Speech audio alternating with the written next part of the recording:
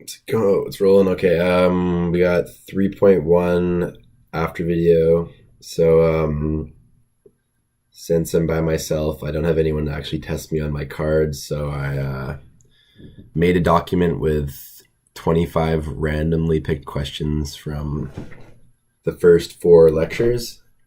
So the first third of the year, and then every time I test myself on a question which has been randomly chosen, then I will go look at the answer on the other page, and then keep going on. And I'll do like three in a row. I'll answer three questions in a row, and then look at the three answers in a row, so I don't see all the answers underneath it. So that way that I haven't actually seen any information that I'm getting tested on. So just gotta pop this up here. First question is sorry, really quick. We got what calamities may create larger government?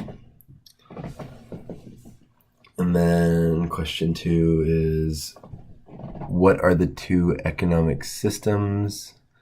And number three are what are the possible measures of the size of government?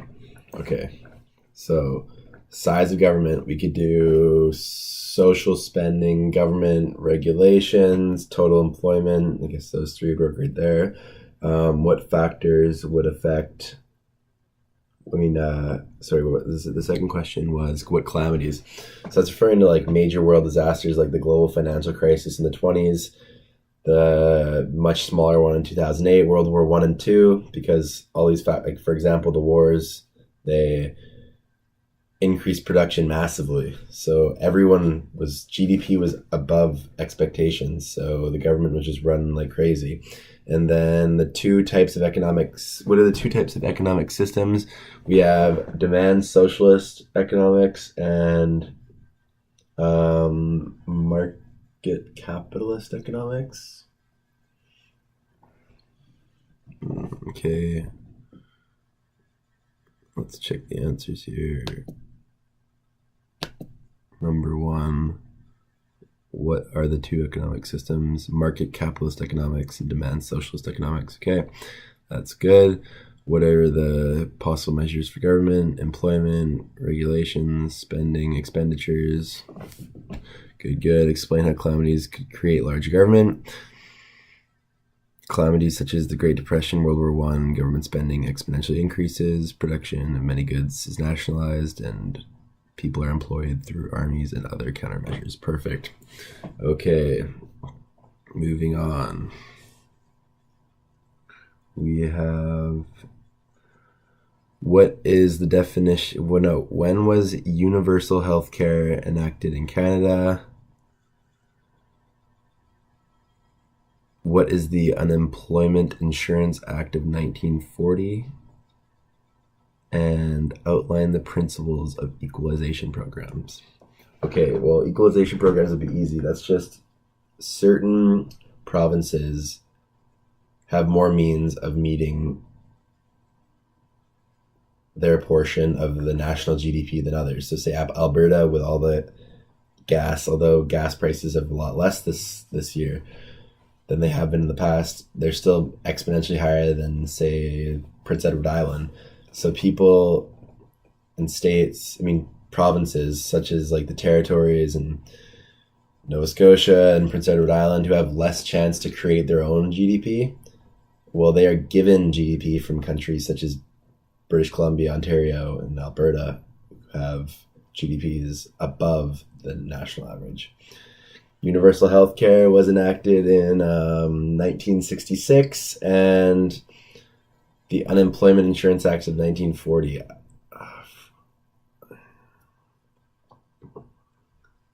not sure about that one. Was it to provide subsidies for people that have lost their job, maybe? Let's check here.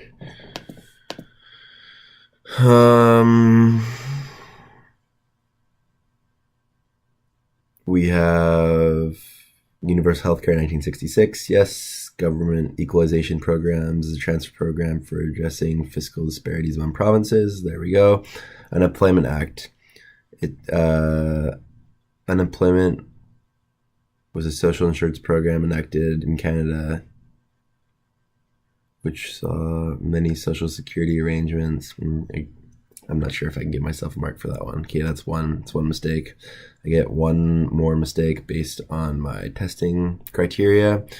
So one more is okay. Any more than that, and the test is not doing so good. Okay, next more questions. Define Marshall improvement, define Marshall efficiency, and define Pareto improvement.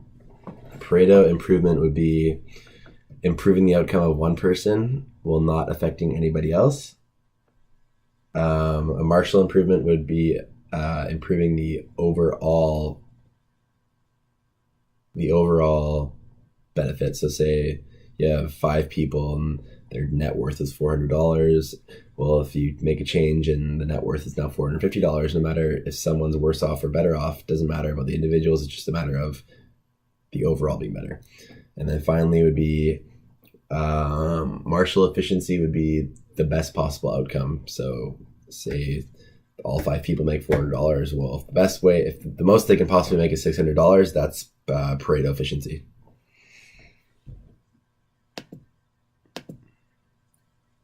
Bang on, those are all good. Okay.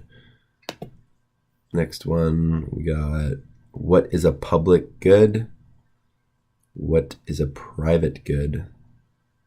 And what is a pecuniary externality? Well, externalities can be negative or positive. So say somebody polluted, it's negative externality. Say I planted some sweet garden in my front yard. It's a positive externality to my neighbor.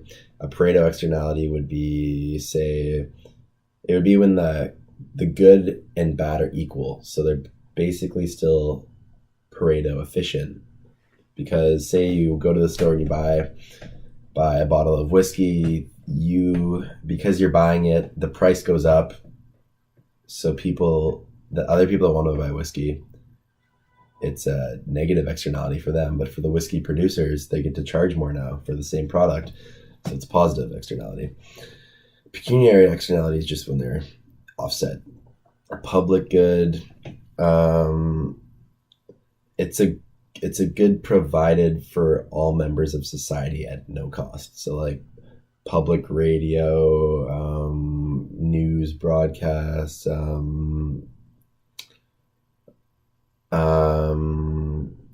Canadian healthcare would be an example.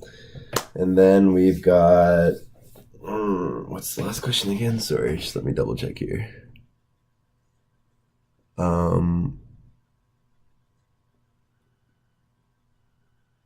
What are private goods? Oh, private goods are things that you have to purchase that you wouldn't share with somebody. So a private good would be almost anything you buy would be a private good. So say you go out for food and you buy lunch for yourself, it's a private good. You're not sharing it with anybody. Well, I guess you give them some of your food, but you're still not really sharing it. And then say you go buy a coffee after. It's a private good. No one else is going to get any of it. Let's double check here. Public good, private good. Yep. Okay. What is an externality? And give 2 examples of positive and negative externalities. An externality is when one party in a transaction has to incur a cost that they weren't expected to. Positive externalities would include, well, I already gave some in the last example, but positive externalities would be, let me think, sorry. Like I said, somebody plants a garden, your neighbor plants a garden, it's a positive externality for you because you didn't have to pay any of the costs and you're still getting some of the benefits.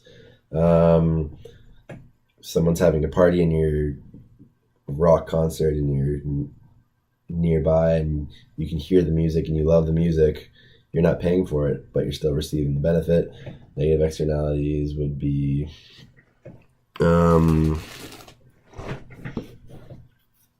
pollution, like I said, would be one.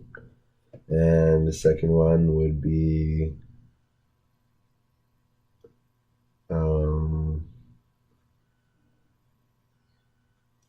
throwing a party, because you're taking all the cost and people at the party aren't. Yep. Let's check. Negative externalities. I don't know. Throwing a party wouldn't be one. That's wrong. It's pecuniary. Positives are all right. What's an externality? Yep, that's okay. Well, that's another mistake. So we got one more. What is a progressive tax? And then when was the federal income tax introduced in Canada? And what is the second law of demand? Second law of demand is that if a price change occurs, consumers are more likely to change in the long run and not the short run. So basically, if the price goes up in something, they're still going to need it for a while. Like, so the price of corn goes up today, tomorrow, people are still going to buy it because they're planning on buying it. But in the week and the months further, they're like, well, it's expensive. I'm not going to buy this. Progressive tax are taxes that adjust based on your income. And then federal income tax was introduced in 1917.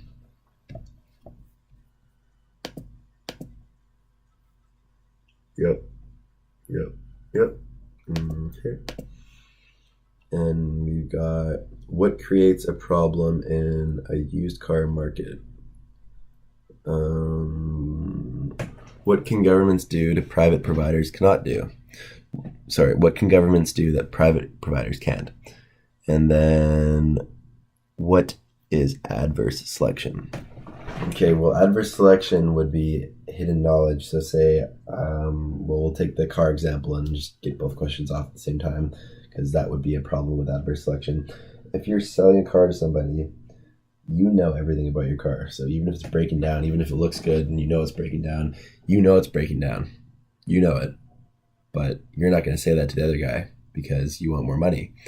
So the result is that the actual price goes down for cars that are good, and it goes up for cars that are bad, because people have to take the risk, because they're risking taking a loss if they pay too much for a really bad car.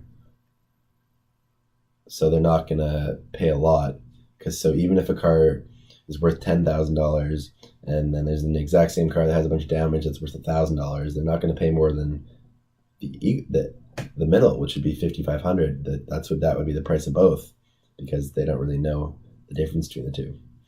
And then the last question is, what can the government do that private insurers can't? Well, the government can make you pay for insurance.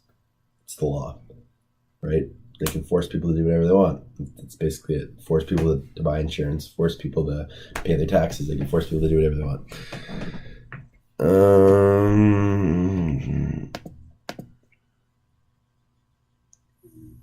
Yes. Last three. See if I can get this. What are experience goods? What is asymmetric information? And what is moral hazards? Sorry, I just did that. What is asymmetric information? What is experience goods? And explain an equilibrium may be inefficient in a market for an experience good.